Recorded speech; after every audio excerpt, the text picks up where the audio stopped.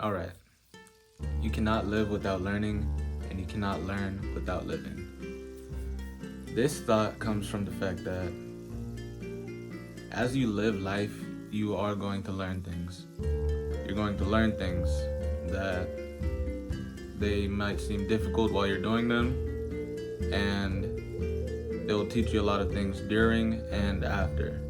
You're going to have hard lessons within life, whether it be fixing your car, failing a test, having awkward conversations, or just doing things that make you awkward in general. And the fact of the matter is that you always learn afterwards. As a matter of fact, whether you consent or not, you have no choice but to learn. The fact that you gain the experience and you now know what you did wrong, or at least what you did, you're now able to move past that.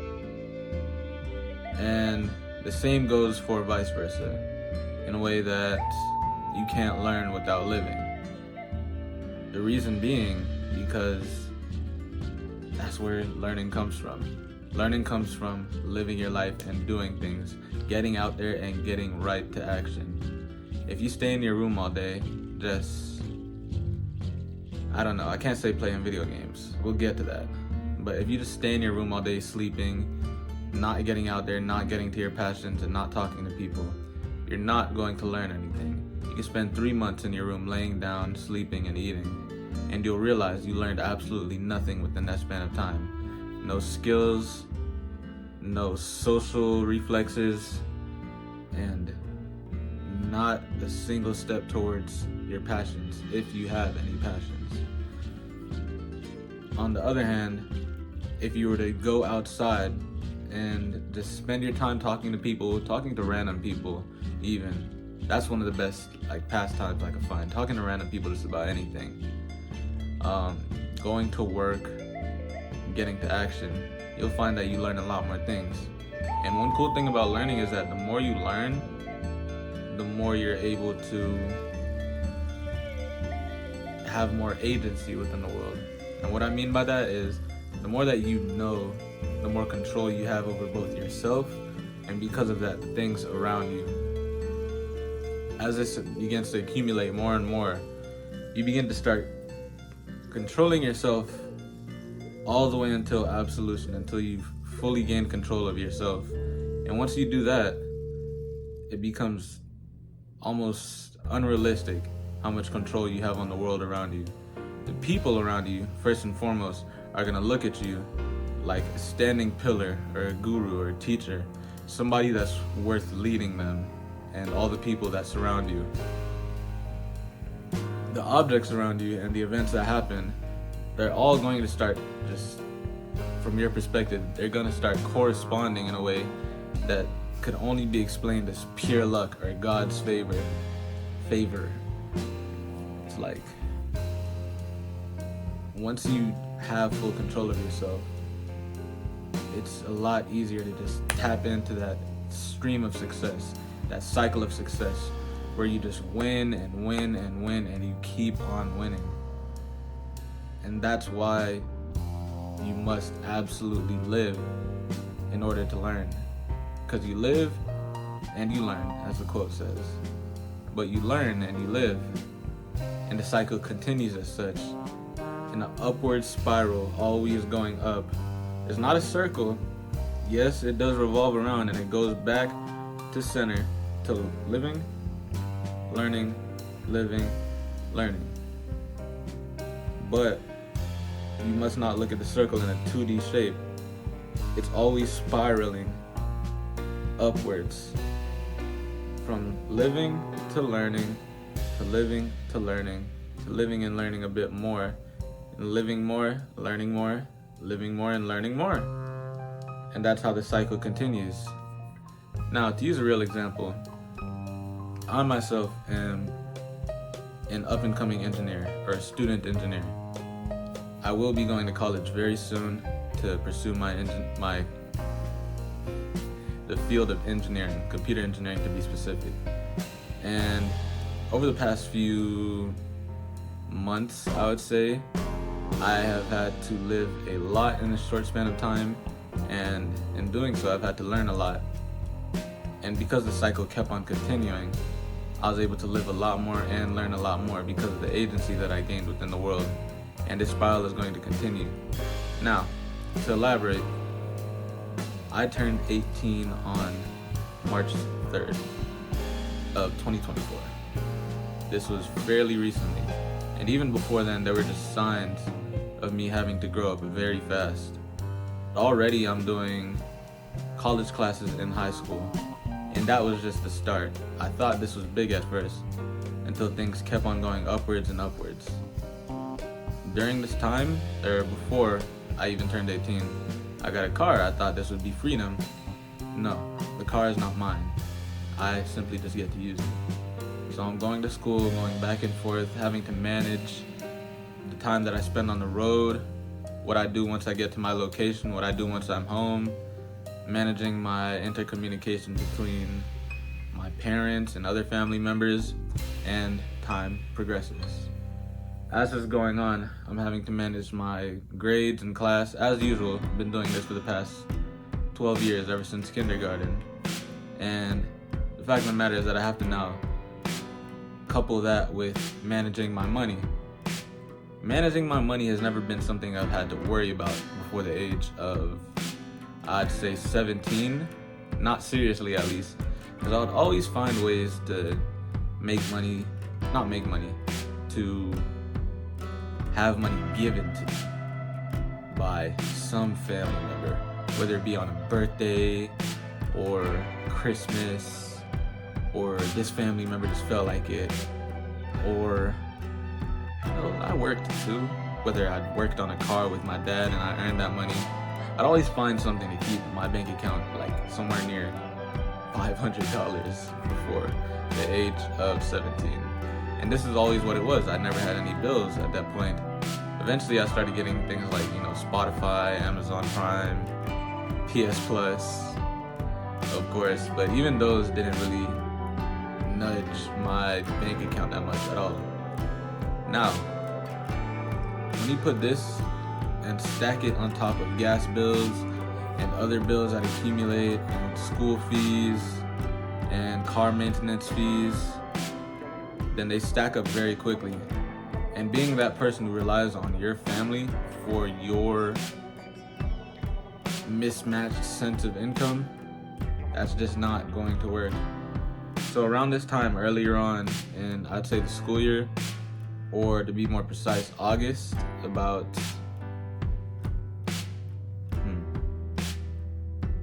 about 6 months before 2024. This really kind of got me right, specifically around, I'd say some time passed, right around September and November.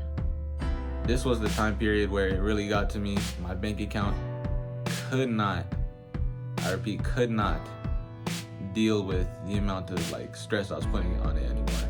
I forgot to mention eating. I also had to manage my eating habits. This was a great big thing for me at the start of the school year. And because of that, coupled on with all my other bills and me just eating out all the time, getting stuff at the food court, getting stuff at just on the road, just enjoying the fact that I had a car, I guess. This really taxed my income a lot. And because of that, I ended up getting to a point where my bank account was sub $100, and I was also in a needy spot where, people were asking for money. I didn't realize that once you get to a certain point in life, people are gonna start doing that. So at this point, it was a very stressful point for me at the time. At this point, I forgot to mention, I also had a girlfriend, and just managing the relationship along with those things was also something that added stress to me. So this is one thing that comes with living life, of course. We'll get right back to that. Right now, we're talking about the personal story. So at that point, you must be thinking, what did I do? How did I get out of sub 100? I think it was $80 in my bank account. How did I get back? And What I did, it may or may not surprise you, but at this point,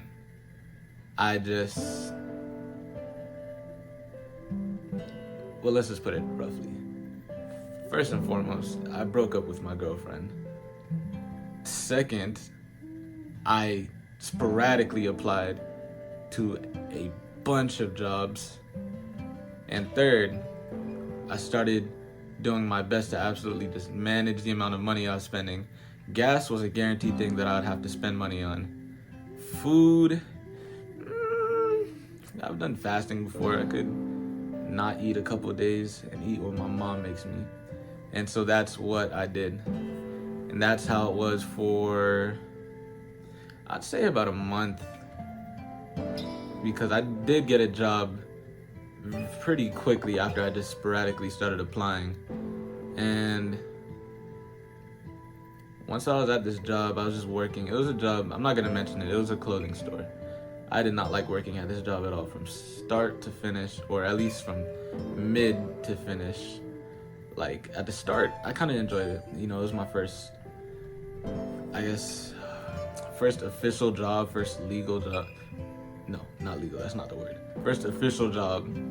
You know, I worked for family beforehand, but it was my first, like, job in the workforce. And so it was cool just experiencing something new at first, meeting new people, and that's how jobs go. That's how it was for, like, the first, I'd say, first 3 weeks. And then immediately after that, after 3 weeks had gone by, it just started to go down and down. It was more like a, well, at least I get paid type of thing. And it was that for about 1 more month went by. And then after at least a month and a half or 2 months, I guess, went by, I simply just could not take it anymore. I was going into the job like, this is unbearable. I don't really like these people that I'm working with. The customers are customers, so I don't dislike them, but I don't like them either. And the work was the worst part. The people are you could pass with people. It's okay, but it's the work that was the worst part. Simply just folding clothes and talking to customers and selling clothes that I myself did not buy. Everything was out of bounds, it was off base. It didn't make sense. Like me, what do I like? I like going to the gym. At this point in time, I love going to the gym. I am planning to major in computer engineering, and I'm studying programming and things of that nature. So whether I liked all of these things or not, they were things that was intuitively a part of me. Cars as well. This job had nothing to do with that. Not with working out, not with engineering, not with programming, none of that. But one good thing was that I did get very good social experience, and that's something that's very important in everywhere in life, but I want to save the job force. But besides that, at this point, I just couldn't bear it anymore. So it was like, I spent maybe 2 weeks just plotting how I would get to my next job, how I would just move on to the next one. I'm not working here anymore. I don't care about this whole 6-month rule or stick to it. I'm not sticking to bullshit. This is not my purpose. And so I immediately just started applying to, I had the thought first, like, no need to cut myself off, but like, I had the thought first that if I don't like this job because it's not for me, or because it's not related to me, why don't I apply to a job that's related to me? So I immediately just started applying to all of the gyms I possibly could within my local vicinity. I started applying to gyms like 8 miles away, 10 miles away. It started getting further, like 20 miles away. Gyms you have the supplement stores, and just because I started applying to just backup stores, like other things that I like I'd apply to just bookstores, certain areas in the mall, things like that, things that at least somewhat relate to me. And luckily, very soon, I got a job at a gym. But before that happened, I ended up quitting the first job. It was cool. I made my money while I was there, and I met the right people. I did my job, but I couldn't. And before that, there was like a week space in between not having a job, between having a job, not having a job, and having a job again. And during that time, I just felt bliss. Like, when you're unemployed, you're going to feel that, but you're also going to feel like just the terror of, oh, there's no money in my bank account and I'm not gaining money. I got to cheat it because I had the bliss from not having to work, and I had the I completely skipped the feeling of like not gaining money, because I knew that immediately after this week was up, I was going to be at my next job. And so that's how that happened. But anyways, I'd say during that entire time, at least 8 months went by. 8 months went by. 3 that I spent unemployed, 3 that I spent employed at my first job. And so far it's been about 3 that I've spent at my new job. So it's been kind of a crazy point, kind of a crazy year so far, or school year, I guess. That being August all the way up until now, August to June. And the point of this whole video, kind of lost it along the way, is that you're going to live and you're going to grow because of it. You're going to live and learn because of it. And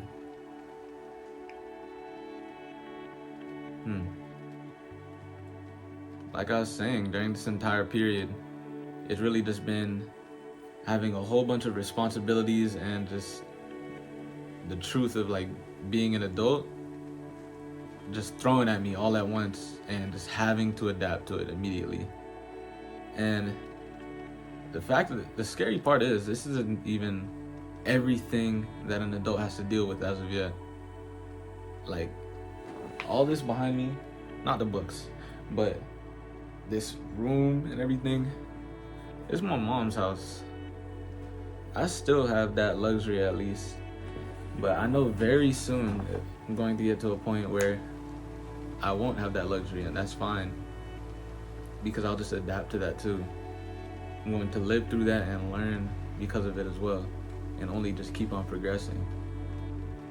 And